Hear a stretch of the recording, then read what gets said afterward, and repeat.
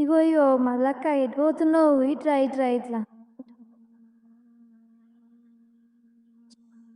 ఛీ! మల్లక్క ఎటు పోతున్నావు? ఇట్రా ఒకసారి ఇట్రా, ఇట్రా, ఇట్లా ముచ్చటిందురా ఇట్రా.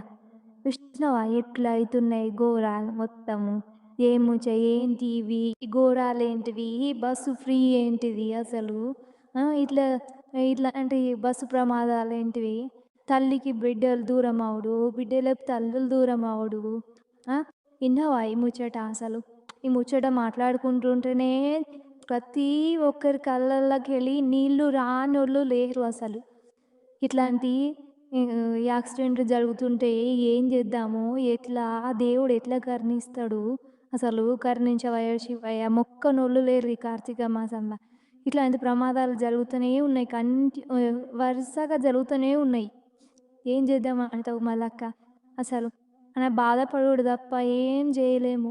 వాళ్ళ బాధను ఇట్లాంటి బాధలనేటివి రాకుండా చూడాలే అని ప్రతి ఒక్కరూ వాళ్ళ మనస్ఫూర్తిగా దేవుడిని మొక్కుకుంటే చాలు. అంతే మనం జేయాల్సింది. వేరేదేం లేదు. అందరూ మొక్కుకోవాలని జెప్పి కో కోరుకోవాలి.